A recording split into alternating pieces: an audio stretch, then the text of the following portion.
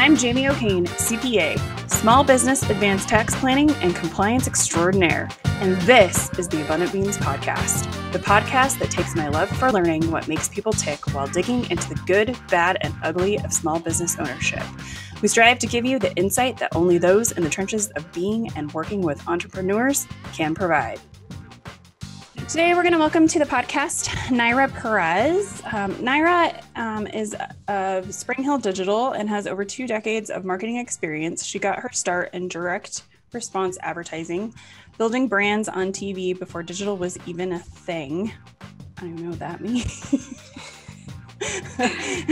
She received daily reports of calls and orders from clients, and through that data, modified paid media plans and placements as needed to better serve clients. You're data-driven. I love it. You and I are going to get along just fine. Numbers are awesome. Her main areas of expertise include developing digital marketing strategies, identifying customer patterns and behaviors on and offline, and optimizing ROI through generating qualified leads, better processes, and effective planning and execution. From paid media, pay-per-click, integrated campaign design, and audience patterns to new platform initiatives, she does it all, but her specialty is in paid advertising. Welcome. Thank you for having me. Absolutely. So first question for you is, what was your first job? My first job was in accounting. It was accounts payables, actually. There you go. There's those numbers. Exactly. Maybe that I should blame them for my love of numbers. Oh, there you go.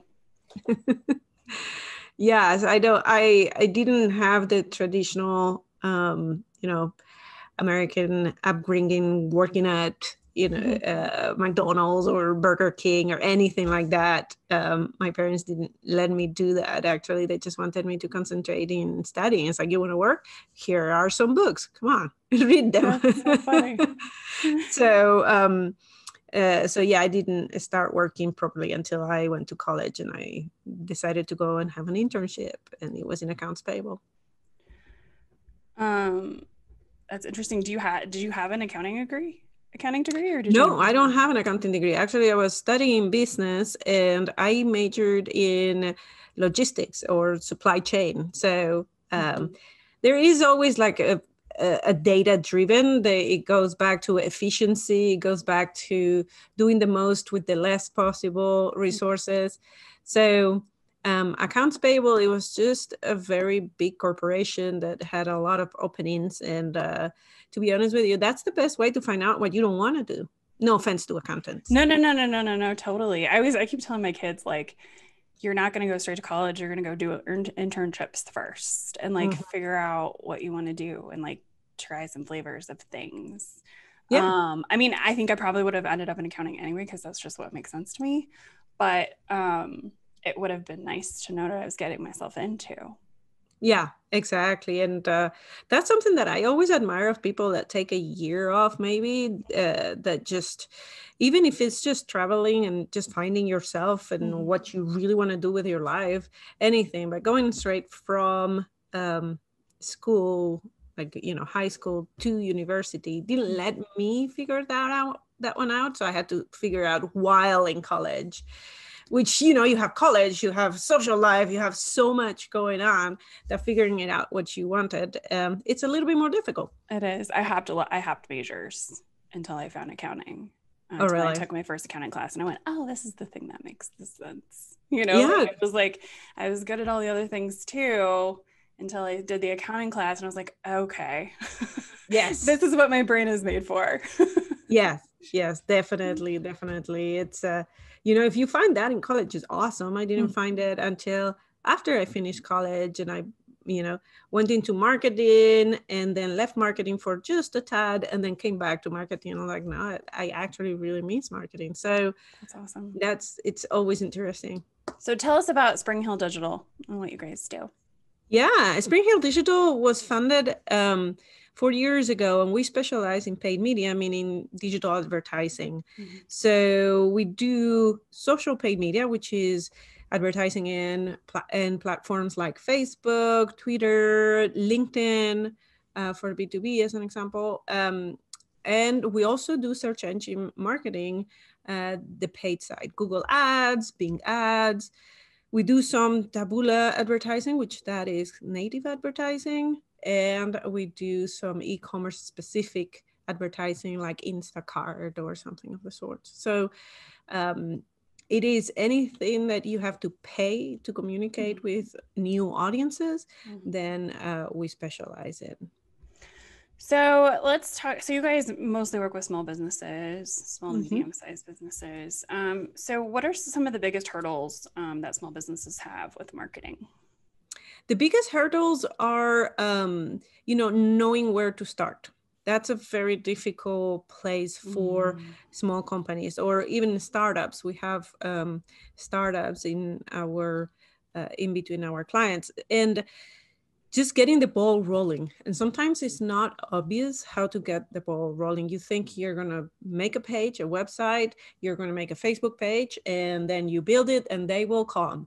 And they don't come. And you're wondering why. Your product is amazing.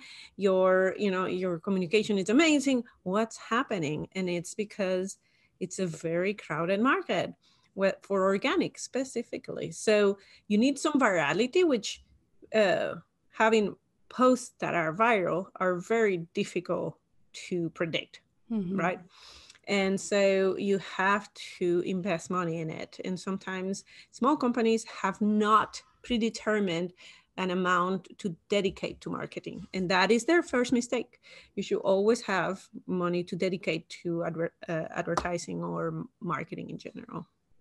I actually had, we're working on some stuff right now with our people, and they're like, well, what's your budget? And I was like, how much do I need?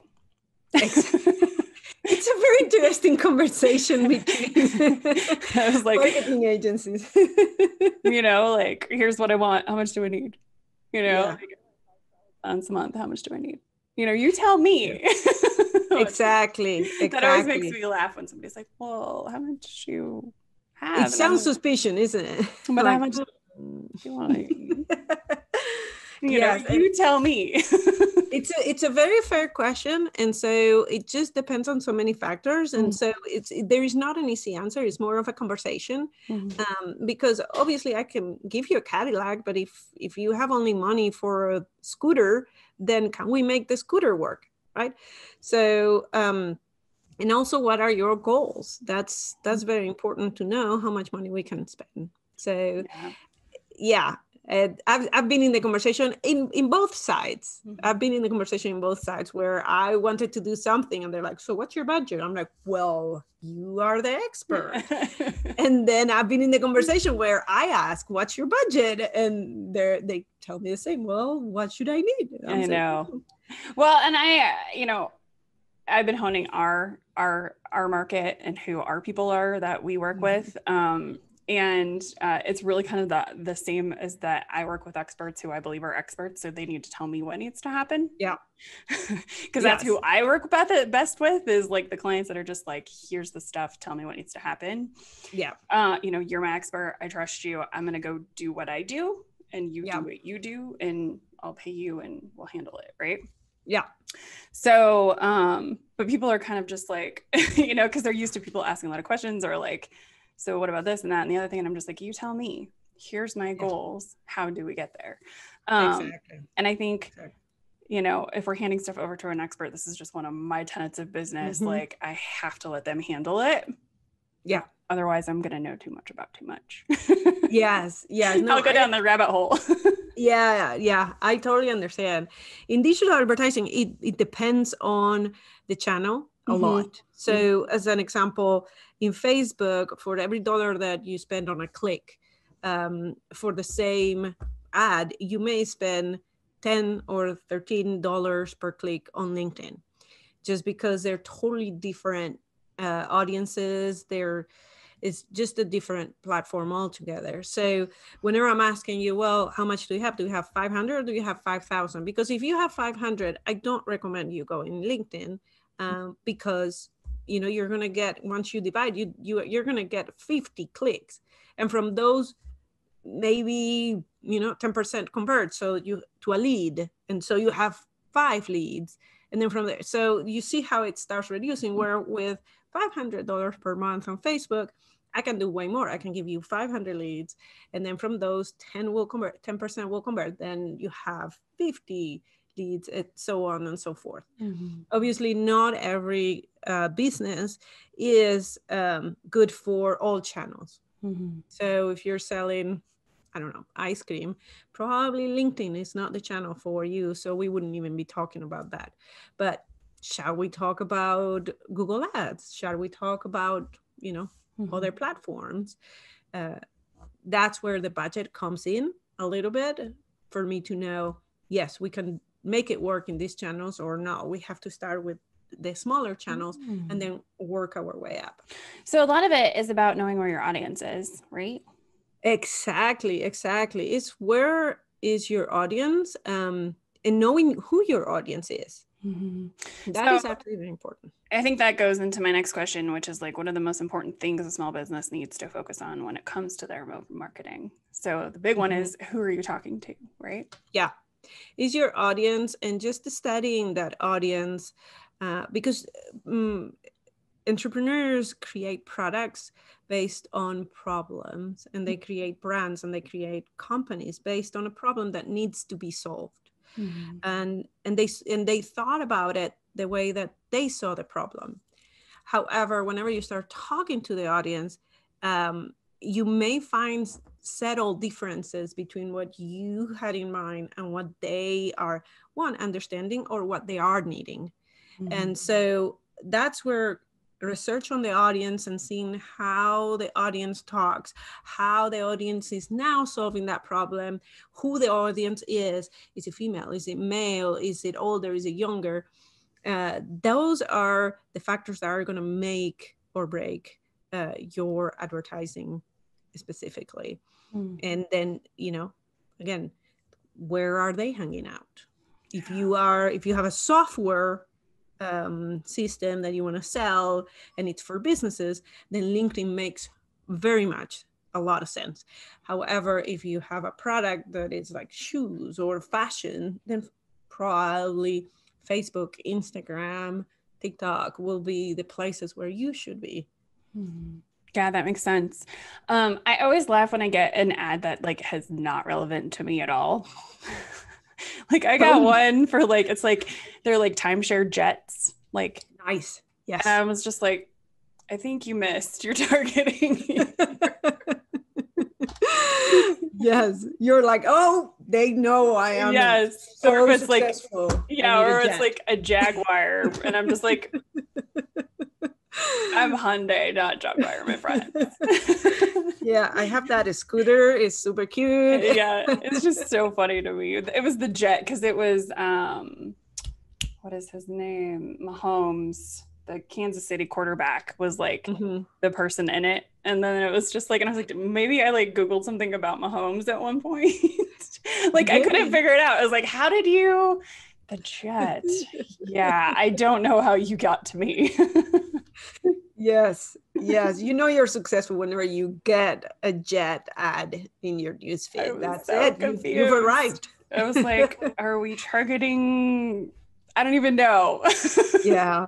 No, it's very interesting. And the algorithms and the platforms and the audience segmentation, it has a lot to do with the person that does it, but also on what we put as information online, right? Mm-hmm. So if I'm targeting CEOs because I think CEOs are the ones that are going to be able to afford the jet. Mm-hmm. And for whatever reason, you're the CEO of a company of one, then you will get targeted. But that said, that person should have taken out companies that are one member or less than 10. Mm-hmm. Because very few companies with 10 employees or less are going to be able to afford the jet.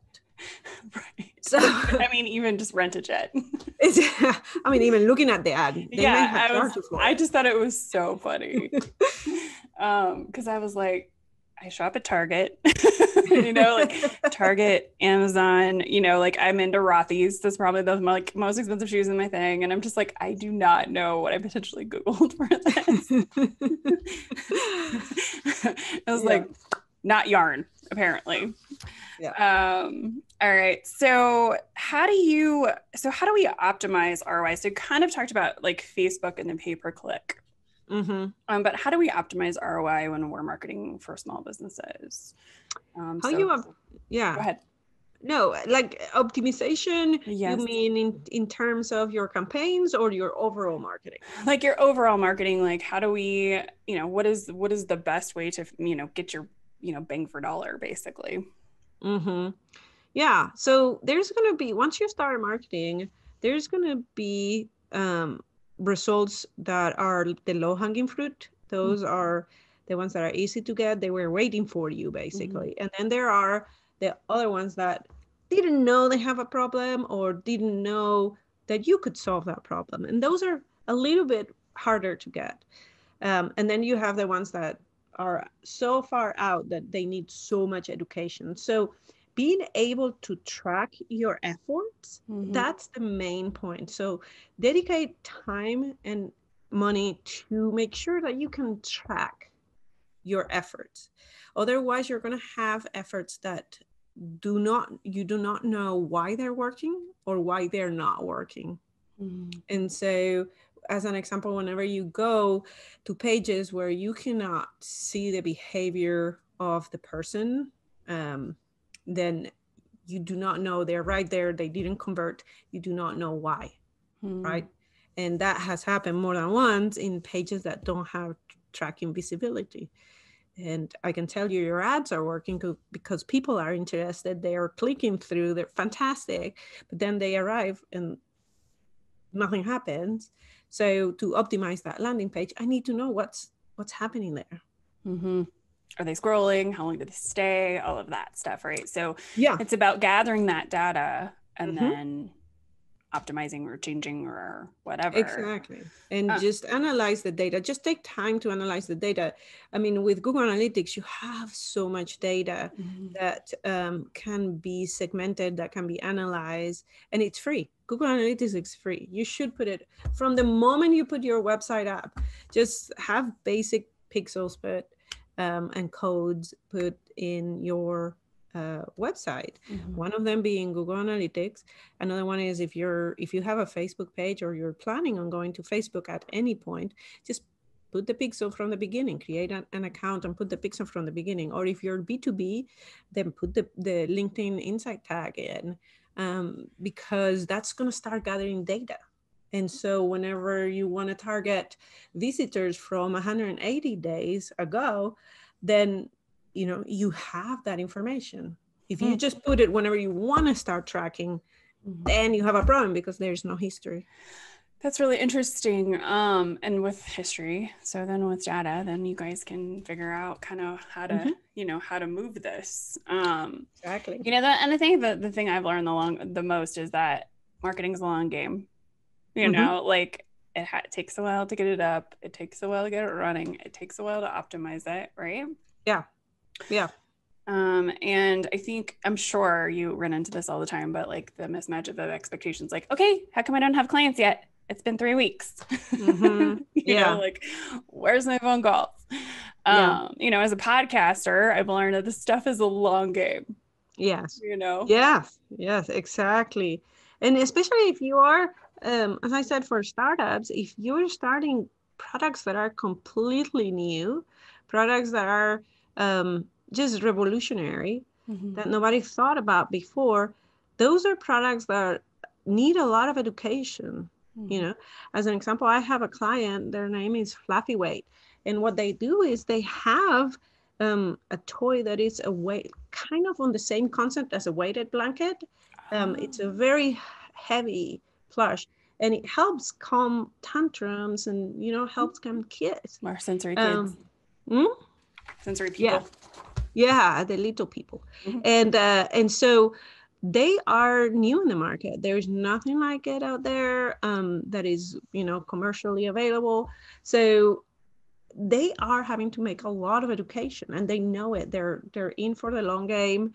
But yeah, there's a lot of interests, and we have to educate on what it is. It's not a weighted blanket. It's a plush toy that gives kind of hugs because it has big paws, and this is how it calms the kids. And there's a science behind it that has like lowers cortisol and all of those things, but that's a lot to take in one single ad. And so we have to continue talking about it so that whenever the education has happened, then people are ready to accept that product. That's really interesting. Yeah, and I think anytime we're launching anything new, right? It's an education product. It's an education, system. Exactly. And I'm trying to educate a client on this service that I'm trying to sell him, and he's been my client forever. And it's just like, okay, what else do you need to know? Exactly. I handed it FAQs, and I'm just kind of logging how this process is going, just to making sure that I'm also answering all the questions and updating everything as I go on that, so that I know what questions people might have, because I know what happens on this end, but I don't always know what my clients want, or my prospects don't understand about what we do and how we do it. Exactly. Yeah. And it doesn't mean that they don't need your services. It just means that they need more education. They need more, benefits written down. They need a list. Because they know sometimes when people have a problem, they don't know how to solve it right away. There's not a direct correlationship between the solution and the problem. So you have to educate them and help them go, the proper way and arrive to the proper answer. Yeah. So I always think about advertising properly done is actually a way to solve problems by promoting products that are solving problems. I love it. Hold on, I have to write that down. Good.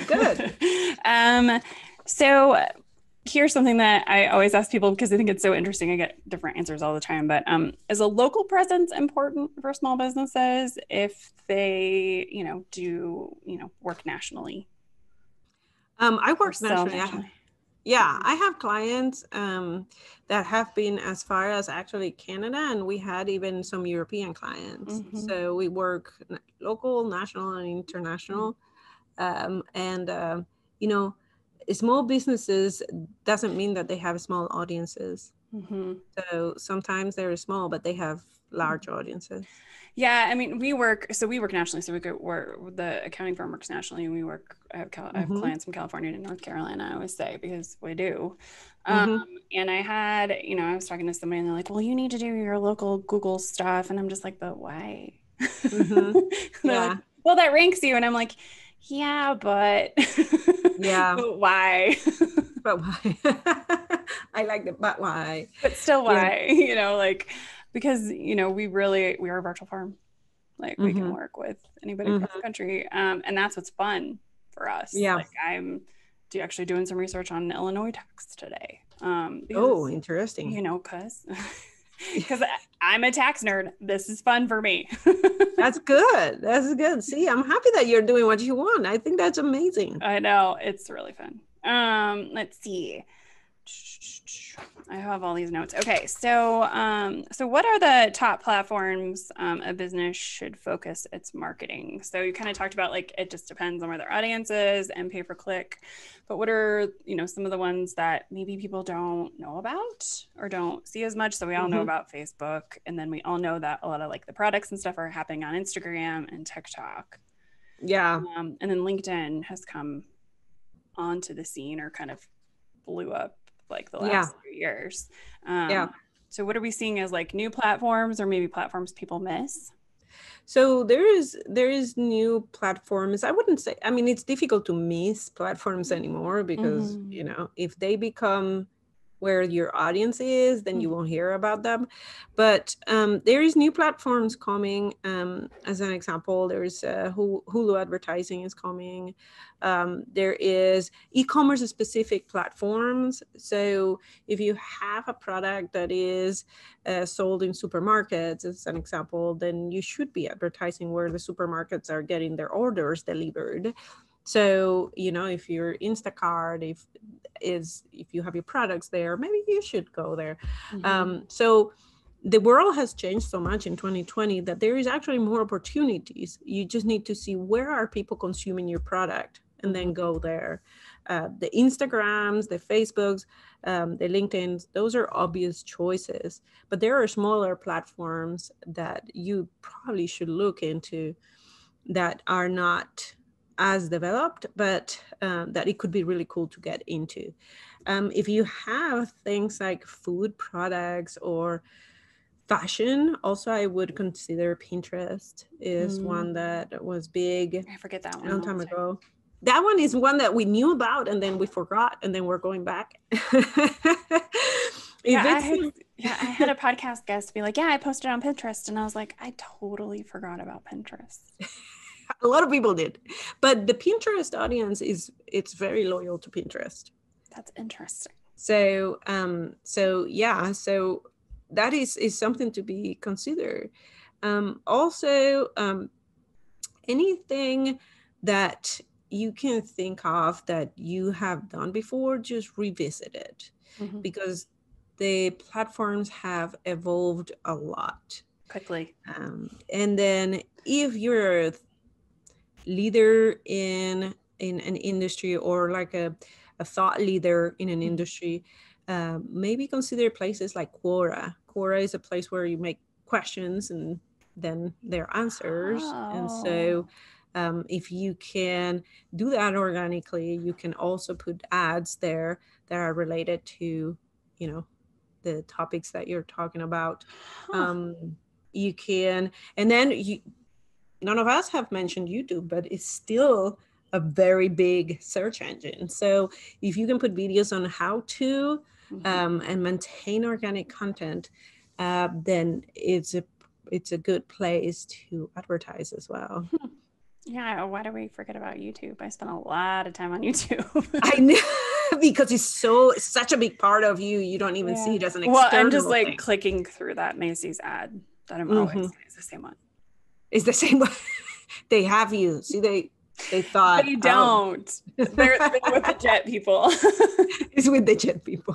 Well, it's like this advertisement where like she bought her dress for herself and she's like, you shouldn't have. And it's like this sparkly like dress. And I was like, it's 2020. Where are you going with that? Where are you going in that dress? I know. I mean, and then if you're buying it for yourself, but yeah. Are you gonna wear it on your couch? I just don't understand that at all. It's on a Zoom call for happy hour. Yeah, there you go. Maybe that's what needs to happen. But you only need the top half. Yeah, I would probably not even. Yeah, I would just like leave it up with your PJs. Sweatpants at the bottom. Exactly. I'm just not a sequins dress person to start with, so I'm very confused about that ad. Every time I get it, I'm like, why Macy's? I've clicked through like 100 times. Macy's stalking you. Yes, they are. Macy and the jet people. Yes. Yeah. They need to get together and realize I'm not their target market. No, there's always converts. They can always take it to the dark side. Yes, I was just thinking about Pinterest, and like the only time I go to Pinterest is if I'm looking for like hairstyles. Yeah. That's like the only thing I have pinned is hairstyles. Yeah. I guess that makes sense. Yes, hairstyles. So, if now a product that could be really good, then it will be if you have hair care products, right? So if you have curlers or, sprays or whatever, then you create the content that makes it possible. So I would recommend that person to start creating hairstyles that can only be done with your products. Right? Or if you're promising a very soft hair, then, style it in a way so that people normally will take the advice. Like, I want it exactly to look like that. If I need that product to make it look like that, then I'll get that product and make it easy for people to get it. Yeah.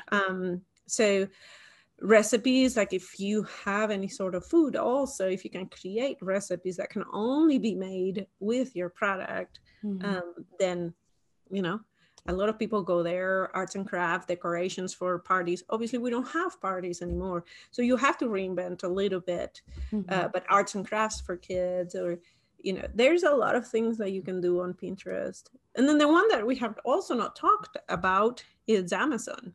Oh, yeah. Advertising on Amazon.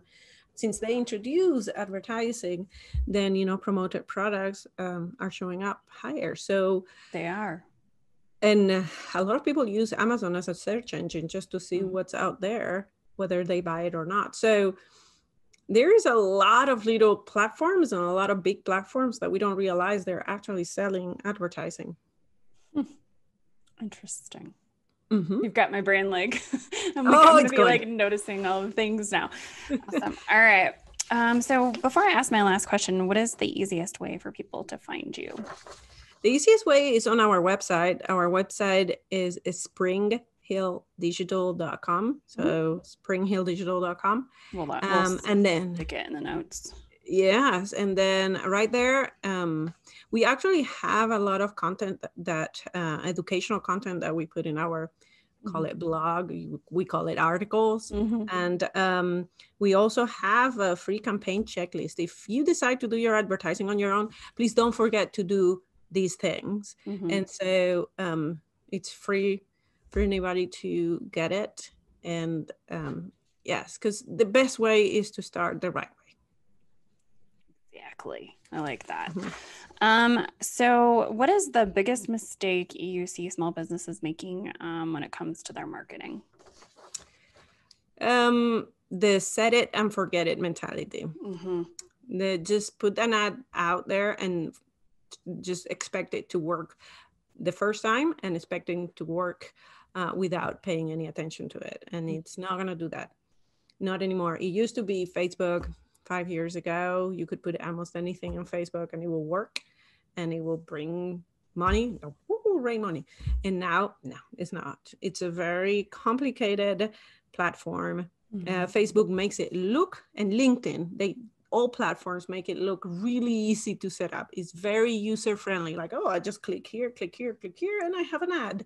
And then you realize that you made the wrong click and you're spending way more money than you were expecting and targeting the wrong audience. And that has happened a lot. Whenever I get accounts from people that have done it themselves or had a consultant do it for them. And I'm like, you're advertising to the entire United States, 18 years to 65, and you have a product that it's only relevant for people over 40 that are males. So it's very easy. That was the Jets. That was the Jets. See? Jet people, if you are hearing me. I don't even remember what the company was, but I just remember the Jets because it was so far out of bounds. And I probably know more about marketing than a lot of accountants do because I talk to you people. But I was just like, what is happening here, Jet people? Yes. Entire United States? I don't know. Just middle market United States? I have no idea. Exactly. So yeah. Mahomes takes his jet to Barbados. So I guess I should too. You should too. You're missing out right there. Apparently. All right, Naira, thank you so much. Yeah, it was a lot of fun. Thank you for having me. Absolutely. Thank you so much for listening or watching. Be sure to subscribe on YouTube, iTunes, or wherever you prefer to listen. If you learned something and found some useful information to apply to your business today, please consider giving us a thumbs up and a review. Until next week, be abundant.